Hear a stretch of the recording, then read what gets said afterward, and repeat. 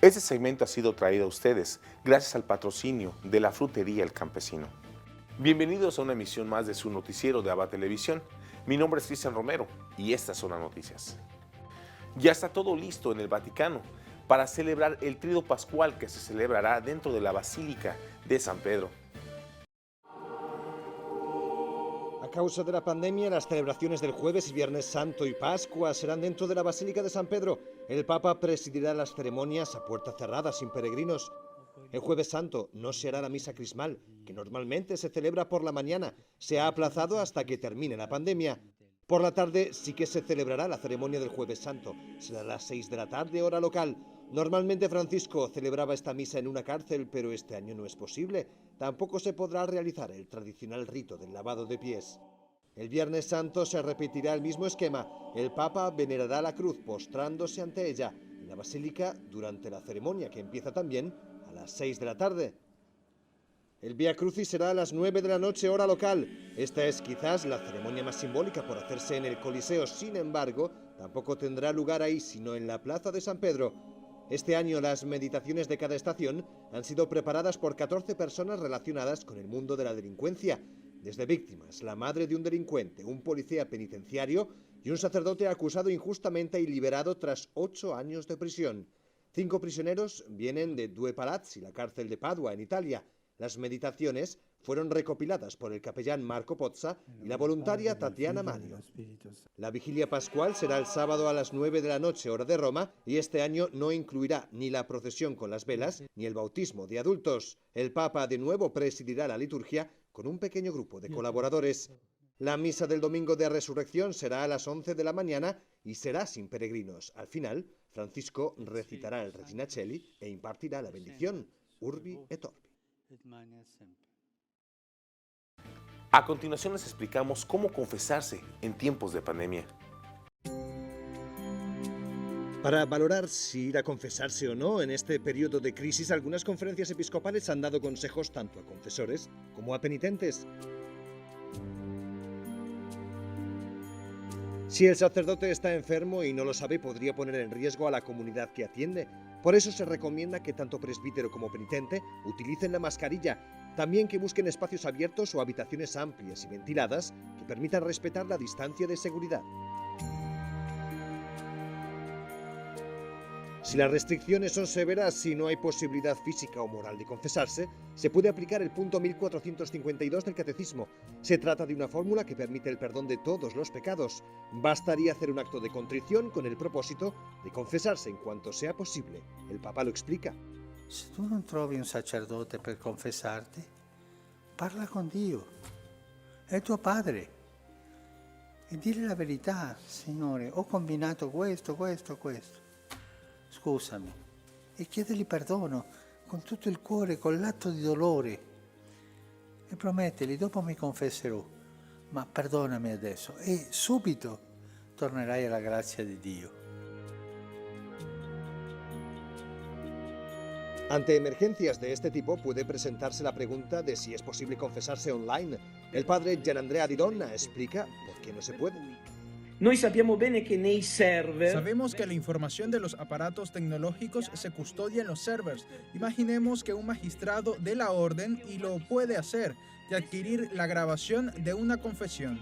Señala que los medios tecnológicos no garantizan una privacidad total. Además, recuerda que el secreto de confesión es una cuestión de suprema gravedad. Sabéis que un sacerdote cuando recibe una confesión recibe de Dios el sigilo. Habitualmente lo llamamos secreto, pero el secreto es un compromiso que yo hago para no decir nada. Sin embargo, el sigilo viene de Dios, que lo pone en mis labios. Yo no puedo, aunque me cueste la vida, revelar el contenido de una confesión. En líneas generales, la recomendación principal es seguir las disposiciones de las autoridades civiles de limitar al máximo los movimientos, aunque ello componga el sacrificio de esperar para poder confesarse. Estreno en internet del documental La muerte de Jesús. Veamos más detalles.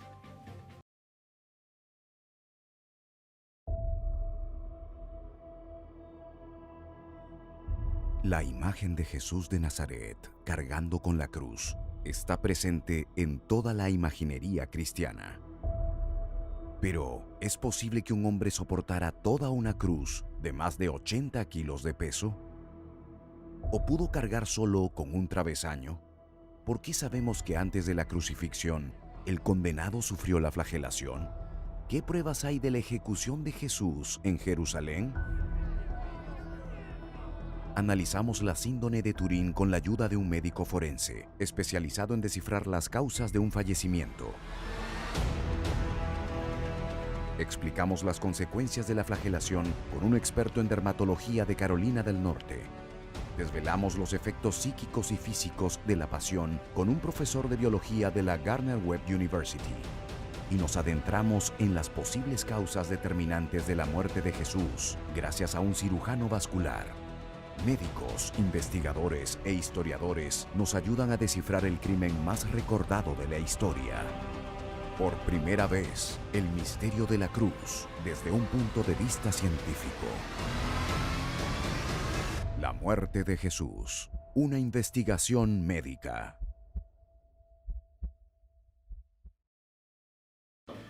Capellán en un hospital en Italia dice que siente un vínculo fuerte, humano y estrecho en estos tiempos de coronavirus. Aunque no hay misa por la pandemia, los sacerdotes no están de brazos cruzados. Por ejemplo, Stefano Dubini es capellán del Hospital Giovanni XXIII de Bérgamo, epicentro de la pandemia. A veces te paras en la puerta de la sala y bendices desde allí. Otras te cubres completamente como los médicos o enfermeras y te acercas a la cama a una distancia prudente y administras la unción de los enfermos a quienes la han pedido. Nos llama un paciente o una enfermera y nos dice, por favor, ¿puede venir? Cada jueves, Fray Stefano recorre los pasillos centrales del hospital que conectan los departamentos y desde allí bendice con la Eucaristía. Cuando ven la custodia, muchos se detienen, se santiguan, rezan o pide que les bendiga. Desde pacientes o visitantes hasta médicos y enfermeras, se detienen, te miran, te vuelven hacia ellos y los bendices y se santiguan. Ese pudor humano por el que la fe es algo reservado ahora se supera serenamente. El coronavirus obliga a cubrirse el rostro y a mirarse solo a los ojos. Para el capellán del hospital no es un límite, sino una oportunidad. En la mirada ves compasión, esperanza, fe, oración, bendición. Padre, después de bendecir a esa persona, nos bendice también a nosotros. Claro, Padre, ya no aguanto más, vamos. Y le doy la bendición. De verdad se siente un vínculo humano fortísimo, muy estrecho. Creo que espero que sea la primera piedra del mundo post-coronavirus. Le impresiona ver cómo colaboran los médicos y las enfermeras para sacar adelante a los pacientes y vencer el virus. Dice que esta capacidad de ir todos a una es la lección más importante para reconstruir la sociedad. El Papa Francisco ha convocado a una nueva comisión para estudiar el diaconado femenino. Con muchas medidas de prevención ante la pandemia, el trabajo no se detiene en el Vaticano. El Papa Francisco instituyó una comisión de estudio sobre el diaconado femenino, un compromiso asumido durante el pasado sínodo. Asumo el pedido de rellamar a la comisión o quizás abrirla con nuevos miembros para seguir estudiando cómo existía en la iglesia primitiva el diaconado permanente. Recojo el guante que han puesto por allí. Y que seamos escuchadas. Recojo el guante. En esa oportunidad, la Asamblea votó sobre la posibilidad de instituir diaconisas para la región amazónica. De 181 participantes, 137 la apoyaron y 30 no. El Papa evitó pronunciarse al respecto en la exhortación apostólica sobre la Amazonía.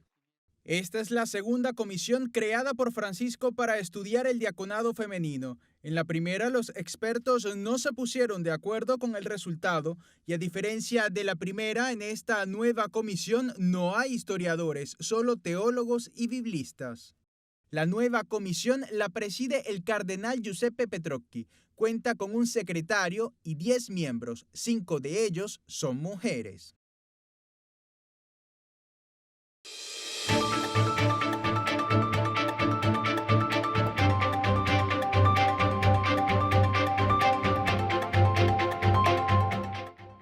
Este segmento ha sido traído a ustedes gracias al patrocinio de la panadería La Imperial. Un empresario católico neoyorquino renuncia a cobrar el alquiler a 200 familias. Conozcamos más de él.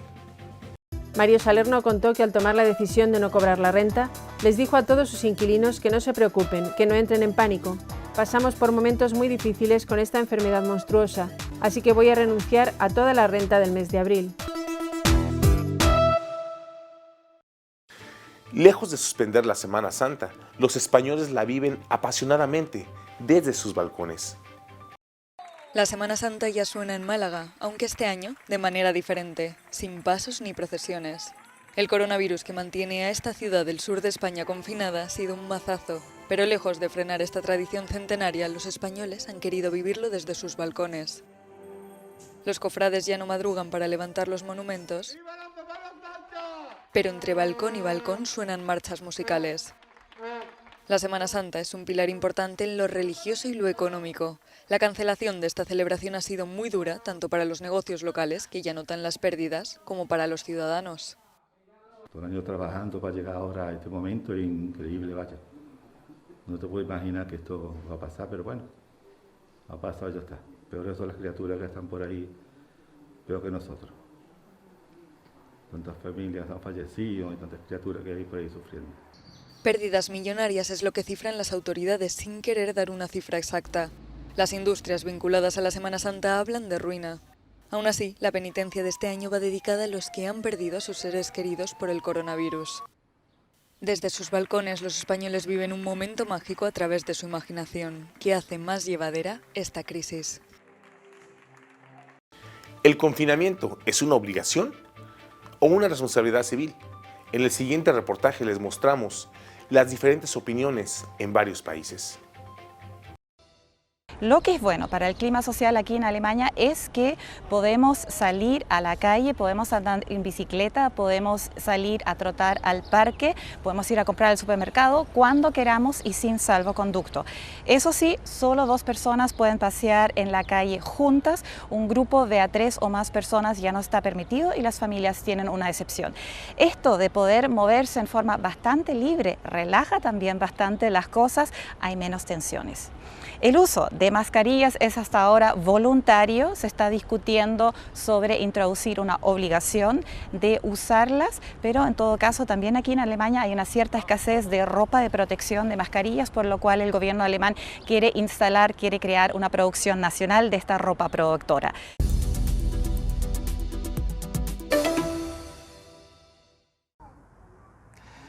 En Bélgica siguen vigentes las medidas aplicadas el pasado 17 de marzo. Aquí, por ejemplo, está permitido salir a la calle a pasear, a hacer ejercicio, pero siempre y cuando sea en solitario, como mucho acompañado por una persona. Además, siguen cerrados todos los comercios, excepto los más esenciales como las tiendas de alimentación o las farmacias. En Bélgica, de momento, no es obligatorio el uso de mascarillas. Este material de protección está solamente destinado al personal de sanidad, aunque sí se ven algunas personas que pasean con ellas. Eso sí, las autoridades dicen que dentro de un tiempo podrían ser obligatorias en esas semanas que se necesiten en el proceso de vuelta a la vida normal.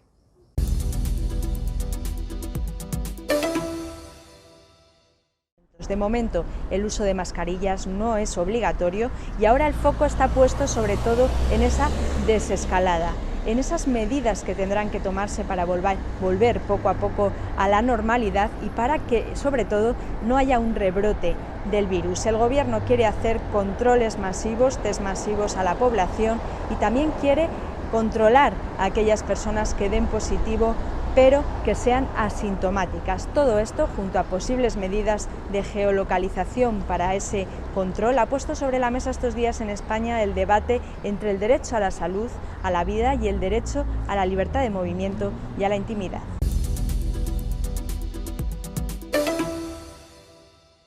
La incertidumbre ahora es sobre todo si México tiene personal sanitario y recursos suficientes después de varias muertes de estos sanitarios que enfrentan el COVID-19. También por las críticas ante el plan de reactivación económica de AMLO, que mantiene la estrategia anterior: austeridad, inversión pública y empleo.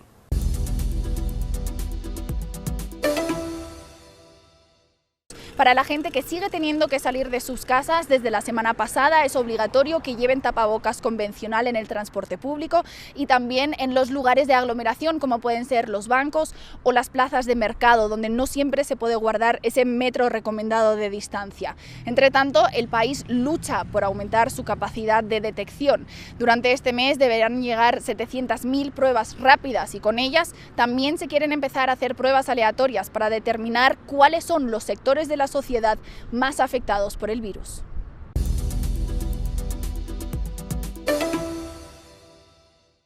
Aquí, en la provincia de Jujuy, en el norte de Argentina, comenzará a regir este viernes el uso obligatorio de barbijos. Son 6 de las 23 provincias argentinas que están adoptando esta norma. Argentina está cumpliendo 3 semanas de cuarentena, 4 sin clases escolares. Solo pueden ir a trabajar los trabajadores de aquellos sectores esenciales. El resto de la gente solo puede salir a la calle a comprar comida, bebidas, remedios o productos de higiene, sacar el perro o ir a los bancos que el pasado viernes se desbordaron. Hay 1.700 contagiados, de los cuales 60 han muerto, mientras la economía se hunde. Por eso, a partir del lunes, comenzará a flexibilizarse la cuarentena, pero muy de a poco.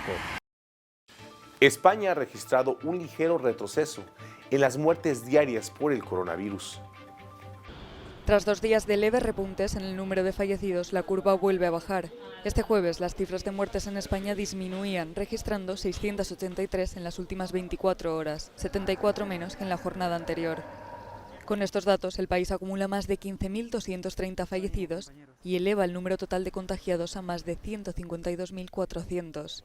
Desde el Ministerio de Sanidad han insistido en no relajar las restricciones ante una epidemia aún en fase dura, mientras el Parlamento debate una ampliación del estado de alarma. Continuamos con una tendencia descendente y el incremento diario es hoy también de un 4%.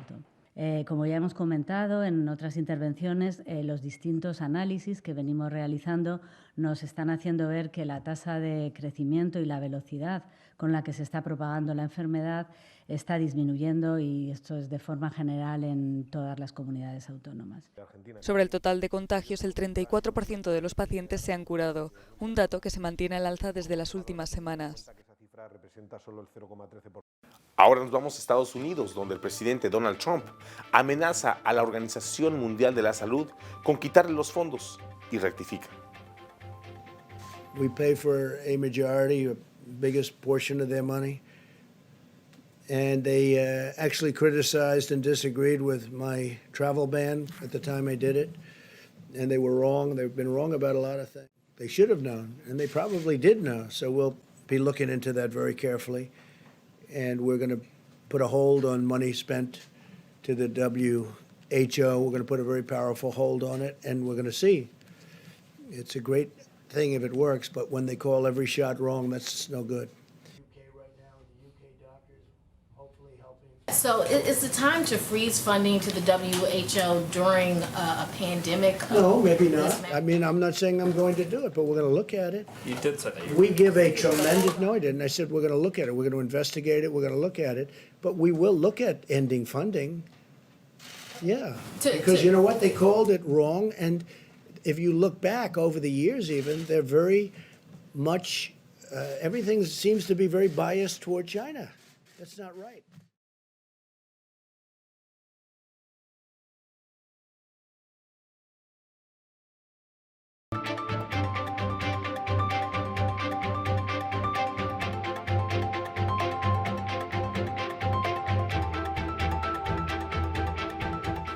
Este segmento ha sido traído gracias al patrocinio de la oficina contable OPLAS.